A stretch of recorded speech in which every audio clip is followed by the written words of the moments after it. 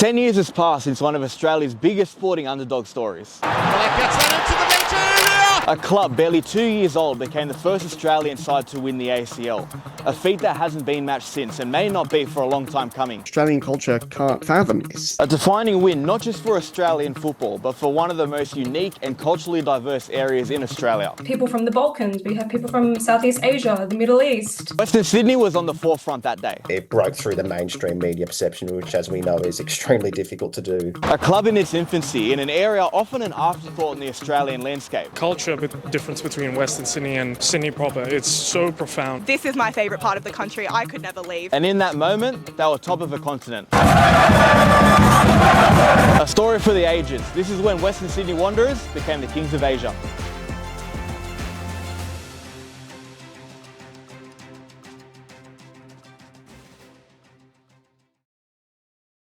Sydney is one thing which is well known throughout the whole world as a place, but to have a geographic area like Western Sydney identified to be differentiated and just put on a pedestal, put on a map out there is something which is necessary, because the culture difference between Western Sydney and Sydney proper, it's so profound, and it's something which needs to be highlighted, and that's what this club does to such a massive level. It is just an incredible area, and the culture here and everyone here, the people here, this is my favourite part of the country. I could never leave. It's a very proud area.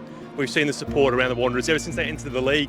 It's because of that pride about the area. Wanderers fans, however, milk it for everything it's got, and I think they have every right to. They wear that achievement with pride. I think that was really cool to see the region I grew up really stick it to the biggest clubs in Asia. Obviously, as a football fan, you dare to dream, but there's always that part of it you're just trying to subdue those emotions. It's like, hope is a dangerous thing, I like to say, as a football fan, because if you get hope and then it's dashed, it's difficult to recover from. And I know as a Wanderers fan, the club has lost 3 grand finals, so I'm used to having the hope built up and then come crashing back down. But I think it was just a lot of trying to just process it, just how enormous this achievement was. Western Sydney is historically a hotbed for football talent in Australia, an area defined by the varying migrant groups coming to Australia over the years.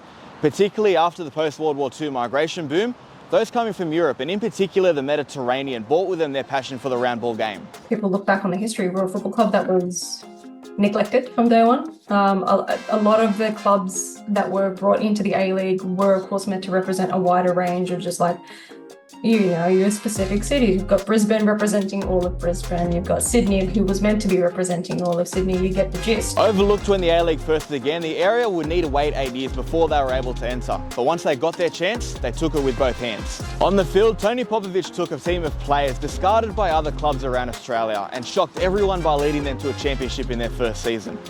Off the field, fans brought a new passion and energy almost unmatched by any other A-League club. It was a real in-your-face, let them know you're here type of vibe. Prime RBB, and the league was better for it. Looking at the Wanderers and how much of an anomaly they were before or after, there was a huge element of unknown. And that's really where the advantage that they had in terms of how they tactically set up, where the experience was.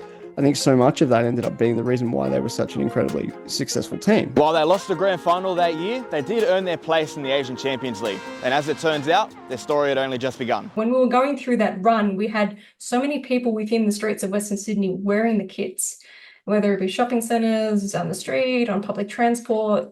They found a way to weasel it through. Even if it was underneath their work uniform, it was there. The Wanderers are drawn into a group featuring Kawasaki Frontale, Guizhou Rene and Ulsan Hyundai. None qualified by winning their leagues, but Guizhou were Cup champions in China. What made Popper's run so special, and what made this team different compared to teams that struggle, is the fact that they could travel well. 3 wins and 2 losses had them equal first going into the final match day, where a 5-0 win over Guizhou Rene, 4 of those goals coming in the last 20 minutes, sealed first place on goal difference.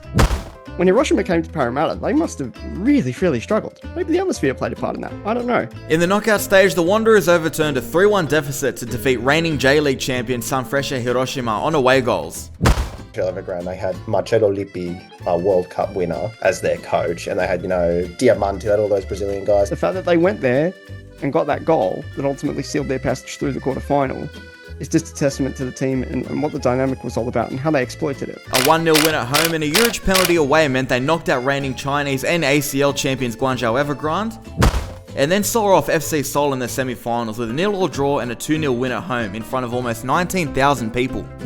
The Seoul result was all about hanging on, and you know, they had a really tight fixture with Pohang that they were coming off. At this point, the Wanderers were only the second Australian side to make the Asian Champions League final, after Adelaide United in 2008. Their opponents, Al Hilal, Saudi Arabian giants, one of the richest clubs in Asia, a side very much used to this kind of stage. Like in all eras, it really was a dominant period for, you know, those Asian leagues where they make one team really top heavy with players. The bulk of the national team comes from 2 or 3 clubs. In, you know, a country like Malaysia, we talk about the landscape where there's literally one team and a bunch of semi-pros and amateurs. And that really was the dynamic that they're in. I think it was like, you know, the Saudi camp really was built off the backs of a club like Al Hilal at the time. A two-legged tie awaited the Wanderers and ultimately hosted 2 very different scenarios. The first leg, held right here, saw over 20,000 people squeeze into the old Parramatta Stadium. Interest was so high, the FFA even considered moving the match to Allianz Stadium, or even ANZ Stadium, to match the demand. The suburban feel, though, made for an intimidating atmosphere, even with the Western Grandstand packed with Al Hilal fans. A Tommy Juric goal off the bench meant the Wanderers could take a 1-0 lead, though, to Saudi Arabia. The second leg took place over 15,000 kilometres away. Every Wanderers fan from the time can tell you where they were on that day. Many of those right here, where the RBB and thousands of fans turned out in numbers to watch history take place. Like, I reckon in that Centenary Square, well, there were like maybe 5,000 people in Centenary Square. I reckon I reckon everyone would have been from a different suburb or different ethnicity or different kind of background. And I think that just kind of shows, again, how important that was. Anyone that remembers the match can tell you how surreal it was. The day before, their coach Laurentin Regakampf went as far as to call the Wanderers a small club, insinuating they didn't even deserve to be on the same stage as his side. The Romanian coach of Al Hilal, he said, "I promise you we will win and Western Sydney will remain a small team." That just shows all you need to go. And in a way, that kind of does Popper's team talk for him. As the teams walked out for the match, the fans produced a stadium-wide tifo with the words "Get it," an almost demand for the trophy, an expectation they would win.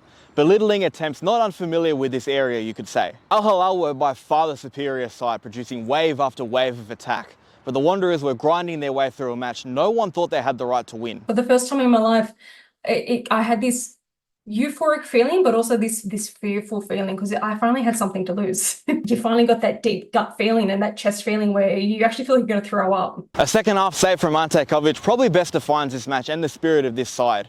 A save he had no right to make, with 60,000 Al Hilal fans doing everything in their power to put him off. But he rose above it all, coming up big for this football club. Wanderers saw out a 0-0 draw, ultimately winning them the tie. History was made in an instant, and an outburst from the Saudi Arabian club still couldn't dampen what they achieved. It also felt pretty good to knock off those Saudi boys, because they ran their mouth a fair bit before that game. As Tony Popovic said after the match, the day before they were called a small club. The next day, they were the biggest in Asia. There's Quack, who's taking in a position, but it doesn't matter.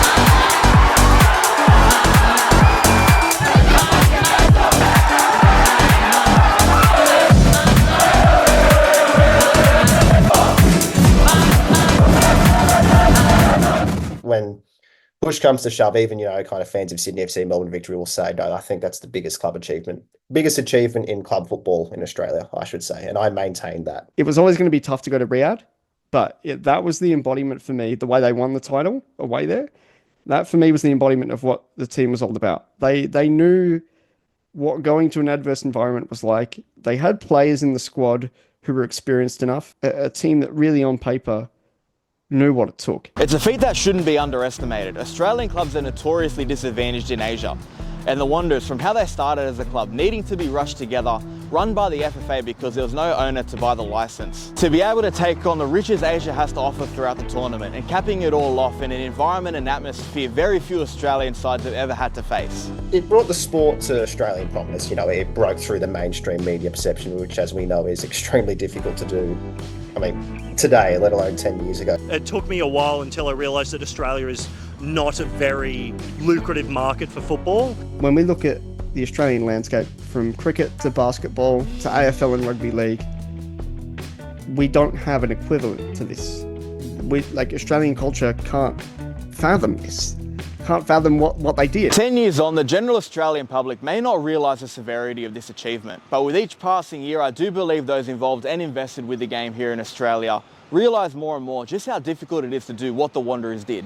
I think at the time it was happening, it was just such a big rush and it all happened so quickly. Over time, the more and more years pass before we see an A-League team really challenge for a Champions League title, might start to get a lot more appreciated. 16 Australian sides have played in Asia's premier competition since. Only 3 have gone beyond the group stage in that time, and none have gone further than the round of 16. But even transcending football, that day Western Sydney was on the map, showing the world a side of Australia seldom seen that isn't the beaches and the landmarks, but a unique blend of culture, tenacity and resilience. There are cultures from everywhere. We've got people from the Balkans, we have people from Southeast Asia, the Middle East. We also have people from the Pacific Islands. It's just such a massive area where we've welcomed in this massive community and we all just help each other out, we all back each other up. Many professional sporting clubs reside in this part of town, but none managed to bring the area together the way this football club has, its reach extending from the foot of the mountains all the way to the ends of Parramatta River. Did also highlight what impact a broad Western Sydney team has on the community, because obviously we've got, you know, there's plenty of rugby league teams, there's even GWS, but I think just none of them tapped into the multicultural and layered nature of the area like the Wanderers have. It's an area often divided within itself, but this club once had it united, its inhabitants arm in arm, all together as one community, a community defined by this football team. Now it's a little bit underappreciated. A few people, because of the run that we've currently had over the last couple of years, it's been quite underwhelming. Now it's a little bit underappreciated how much that club had achieved in such a short time of being part of the league. 10 years is a long time in football. Some may say the Wanderers aren't what they once were, and external factors have helped no one. But those that are still here still share the same passion and exuberance the early days brought. It also helped me fall in love with the area I grew up in, because a lot of people already here, they hear the word Western Sydney or they hear the suburbs that are surrounded, they think it's bad news. And of course, yes, to an extent, we do have that reputation, but it's also still our home and we have so many other things to be proud of. I've lived in this area nearly all of my life, you know. Being from a migrant background, this is the place that I call home. So to have that home recognized, you know, continents abroad, worlds abroad, it's an incredible feeling. Australia can do this again. I'm of the open opinion that if you get foreign players who can be in that adverse environment, if you get a team that just has an installed winning culture, we're not privy to the fact that the landscape has changed. But it can be done again. It can be done again with more of an understanding of what that landscape change has done and more of an understanding of the ingredients that were built to make a team like this successful.